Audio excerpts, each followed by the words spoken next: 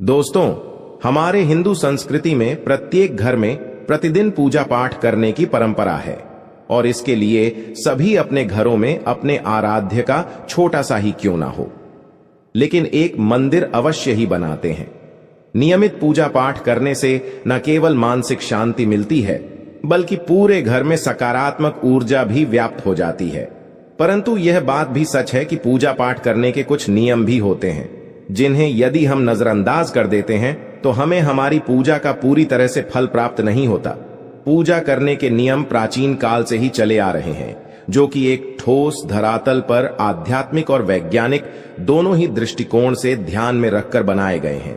इसलिए हमें इन नियमों को बिल्कुल भी अनदेखा नहीं करना चाहिए। ऐसा ही एक महत्वपूर्ण नियम है घंटा नाद, यानी कि पूजा करते समय हम जब घंटी बजाते हैं उसे बजाने के लिए शास्त्रों में कुछ नियम निर्धारित किए गए हैं। शास्त्रों में देवताओं के सामने घंटी बजाने का बहुत अधिक महत्व बताया गया है, जिसे हम इस कृष्ण श्लोक के द्वारा समझ सकते हैं। आगम अर्थम तु देवानाम, गमन अर्थम तु राक्षससाम, घन्नत्ता रावम, करोम्य अदो देवता आह्वाना लांछनम। इसका अर्थ है कि घंटी बजाने से देवताओं का आगमन और राक्षसों का गुमान होता है, और जो घंटियां राक्षसों से हमारी रक्षा करती है उसे हमारा नमन है। तो चलिए दोस्तों, जान लेते हैं कि पूजा करते समय जब हम घंटी बजाते हैं तो उसके पीछे क्या कारण है, घंटी को बजाने के क्या नियम है, और पूजा के वक्त घंटी बजाते समय होने वाली गलतियां कौन सी है जो हमें भूलकर भी नहीं करनी चाहिए। दोस्तों, क्या आपने कभी अपने घर के मंदिर में रखी हुई घंटी को ध्यान से देखा है? अगर आप ध्यान से देखेंगे तो आपको घंटी के ऊपरी हिस्से पर, यानी जहां से हम इसे पकड़ते हैं, उस पर गरुड़ बना हुआ दिखाई देता है। अंततः घर पर जो हम घंटी इस्तेमाल करते हैं उसे गरुड़ घंटी कहा जाता है। पूजा करते समय गरुड़ घंटी का उपयोग भगवान को आमंत्रित करने अर्थात भगवान का आवाहन करने के लिए किया जाता है, जिससे एक सुंदर ध्वनि से भगवान का आवाहन करने का आभास होता है। जब हम विधि विधान से पूजा करते हैं तो उसमें घंटी का उपयोग अवश्य रूप से करते हैं। पूजा संपन्न होने पर आरती करते समय विशेष रूप से घंटा नाद होना चाहिए, नहीं तो हमारी पूजा आदि अधूरी मानी जाती है। परंतु हम में से अधिकांश लोग इसे मात्र एक सामान्य प्रक्रिया मानते हैं और पूजा करते समय घंटी बजाना भूल जाते हैं। तो आइए जानते हैं उन नियमों के बारे में। मतलब आज की वीडियो पूरी तरह से आपके प्रश्नों पर आधारित है, जिनका उत्तर मैं आपको शास्त्रों के अनुसार देने का पूरा प्रयास करूंगा। तो वीडियो को पूरा जरूर देखें, और अगर आपको आज की वीडियो अच्छी लगे तो इसे लाइक जरूर कीजिए। जय मां लक्ष्मी आपके इस वीडियो को जो भी लाइक और चैनल को सब्सक्राइब करें उसके जीवन में कभी भी धन की कमी ना होने देना।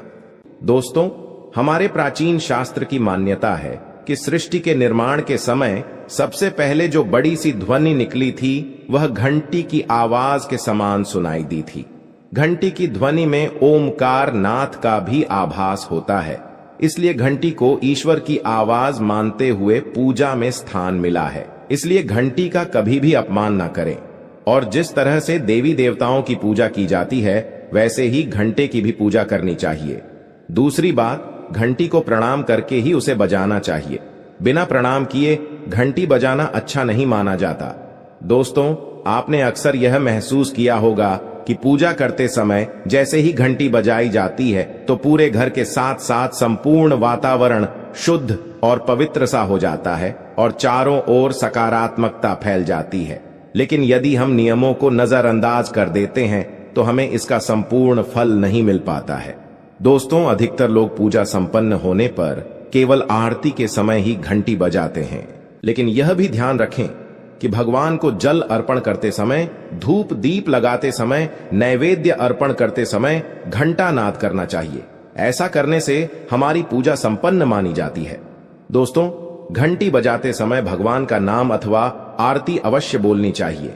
1 या 2 मिनट ही क्यों ना हो, परंतु प्रतिदिन सुबह शाम घर में घंटी अवश्य बजानी चाहिए। यदि आपको अपने घर में या अपने आप में नकारात्मकता महसूस हो तो आप थोड़ी देर के लिए भगवान के सामने घंटी अवश्य बजाए, सारी नकारात्मकता नष्ट हो जाएगी। दोस्तों, पूजा घर में शनि महाराज एकांत विरह, उदासीनता और वैराग्य के देवता माने जाते हैं। जबकि गृहस्थी को चलाने के लिए राग प्रेम एवं भौतिक चीजों की जरूरत होती है। इसलिए शनि महाराज की मूर्ति को घर में नहीं लाना चाहिए। दोस्तों, सबसे पहले बात, दीपक और धूपदान की भारत की परंपरा मिट्टी से जुड़ी हुई है, इसीलिए मंदिर में पारंपरिक मिट्टी का दीपक अवश्य होना चाहिए। अगर आप मिट्टी का दीपक नहीं रख सकते हैं तो धातु के दीपक का उपयोग करें। अगर भगवान में आपकी आस्था ज्यादा हो तो आप उपला रखकर गुड़ और घी का धूप भी दे सकते हैं। ऐसा करने से घर में सुख शांति बनी रहती है। दूसरी चीज, घर के मंदिर में स्वस्तिक अवश्य होना चाहिए। या तो आप इसे रोली से बना लें, क्योंकि स्वस्तिक आपके घर की शक्ति, सौभाग्य, समृद्धि और शुभता का प्रतीक माना जाता है। यही मुख्य कारण है कि कोई भी शुभ कार्य करने से पहले स्वस्तिक का चिन्ह अवश्य बनाया जाता है। तीसरी चीज है कलश। भगवान श्री कृष्ण कहते हैं, कलश सुख और समृद्धि का प्रतीक है। अपने मंदिर में रोली कुमकुम से स्वस्तिक बनाकर उस पर मंगल कलश अवश्य रखें। ऐसा करने से घर में सदैव समृद्धि बनी रहती है और ऐश्वर्य की प्राप्ति होती है। चौथी चीज, बहुत ही कम लोग जानते हैं कि शंख की उत्पत्ति समुद्र से निकले 14 रत्नों के साथ हुई थी। इसी कारण से शंख मां लक्ष्मी को अत्यंत प्रिय है। शंख की ध्वनि से सकारात्मक ऊर्जा का भी संचार होता है, इसीलिए मंदिर में शंख अवश्य होना चाहिए। शंख के घर में उपस्थिति से मां लक्ष्मी भी प्रसन्न होती है और उस घर में कभी भी धन की कमी महसूस नहीं होती। पांचवी चीज, मंदिर में आपने घंटी अवश्य देखी होगी, क्योंकि घंटी को शुभ माना जाता है। इसीलिए जब जब घर के मंदिर में घंटी की आवाज होती है, वहां का वातावरण शुद्ध और पवित्र बनता है। जिस घर में पूजा के दौरान घंटी बजाई जाती है, उस घर के आसपास की सभी नकारात्मक शक्तियां दूर हो जाती हैं और साथ ही सुख समृद्धि के द्वार खुलने लगते हैं। तो यह हैं वे वस्तुएं जिन्हें घर के मंदिर में जरूर रखनी चाहिए। आइए अब जान लेते हैं कि घर के मंदिर में कौन सी चीजें कभी नहीं रखनी चाहिए। सबसे पहली चीज, गणेश जी की मूर्ति। घर में कभी भी गणेश जी की मूर्ति 3 अथवा 5 ऐसी विषम संख्या में ना रखें। अपने मंदिर में गणेश जी की केवल 2 मूर्तियां रखें, इसे शुभ माना जाता है। अगर आप अपने मंगल की कामना करते हैं तो गणेश जी की मूर्ति मुख्य द्वार पर अंदर की तरफ मुख करके लगा ले। कई लोग ये गलती करते हैं कि मुख्य द्वार पर गणेश जी की मूर्ति बाहर की ओर मुख करके लगा देते हैं, जिससे उन्हें काफी नुकसान का सामना करना पड़ता है। अगर आप चाहे तो मुख्य द्वार के दोनों ओर लगा दें या फिर मुख्य द्वार के अंदर की ओर लगाइए, लेकिन बाहर की ओर कभी भी नहीं लगानी चाहिए। दूसरी चीज, टूटे हुए चावल। अपने मंदिर में कभी भी टूटे हुए चावल ना रखें। इसके साथ ही पुराने चढ़ाए हुए चावल अधिक समय तक ना रखें। यह नकारात्मक ऊर्जा फैलाते हैं।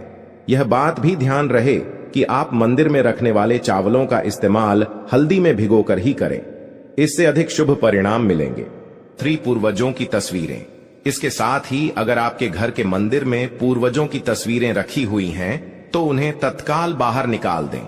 ये आपके परिवार के लिए काफी अशुभ है। धर्म ग्रंथों के अनुसार पूर्वज पूजनीय है, लेकिन वह देवताओं के बराबर नहीं है। इसलिए अपने पूजा घर में कभी भी मृत परिजनों की तस्वीरें ना रखें। ये आपके लिए अशुभ संकेत है। इसके परिणाम भी काफी घातक हो सकते हैं और मंदिर का वातावरण भी नकारात्मक हो सकता है। इसके अलावा अगर आप किसी साधु संत को मानते हैं तो उनकी तस्वीर भी घर की किसी दीवार पर लगाएं।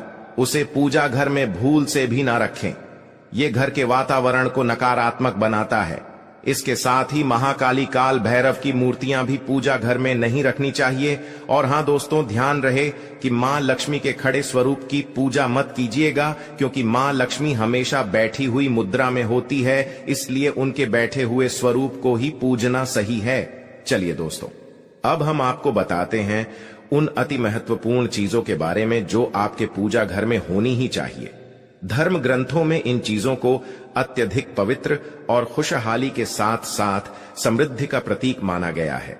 ये चीजें आपको खुशियों की चौखट पर खड़ा करती है, इसलिए ये आपके मंदिर में होनी ही चाहिए। गंगा जल की पवित्रता के बारे में तो आप जानते ही होंगे। मां गंगा जो हर किसी के पापों को धुल देती है, लोगों को शांति देती है। अगर आप भी अपने जीवन में सुख और शांति कायम रखना चाहते हैं तो घर के मंदिर में गंगा जल होना ही चाहिए। इसके लिए आप एक तांबे के पात्र में गंगा जल को भरकर रख सकते हैं। ये आपके परिवार में सुख शांति का प्रतीक है, जो घर की पवित्रता को भी बनाए रखता है। इसलिए कभी भी प्लास्टिक की बोतल या अपवित्र बर्तन जैसे स्टील या लोहे के बर्तनों में गंगा जल नहीं रखना चाहिए। ये अशुभ होता है। और अगर आप महालक्ष्मी को प्रसन्न करना चाहते हैं तो पूजा करते समय मां लक्ष्मी को कमल का फूल चढ़ाएं। मां लक्ष्मी कमल के फूल पर ही विराजमान रहती है। उन्हें बेहद प्रिय होता है क्योंकि ये कीचड़ से निकलकर भी दुनिया में खूबसूरती और पवित्रता बिखेरता है। इसलिए माता लक्ष्मी की पूजा करते समय कमल का फूल जरूर चढ़ाना चाहिए। ऐसा करने से कई गुना लाभ आपको मिलेगा। दोस्तों, इस दिवाली ध्यान रहे कि आप दीपक से दीपक ना जलाइए। शास्त्रों के अनुसार जो व्यक्ति दीपक से दीपक जलाता है वो रोगी होता है। ऐसा करने से रोग भी परिवार में पनपते हैं। इसलिए कभी भी दीपक से दीपक नहीं जलाना चाहिए। साथ ही मंदिर में एक घी का और एक तेल का दीपक जरूर जलाइए।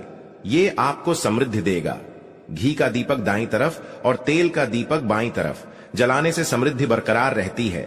इसके अलावा घंटा, धूपदानी, गंगा जल जैसी चीजों को बाईं तरफ रखना शुभ होता है। उम्मीद है दोस्तों आप ये समझ गए होंगे कि मंदिर में क्या रखना है और क्या नहीं रखना है। वीडियो पसंद आई हो तो वीडियो को लाइक करके शेयर कर दीजिए।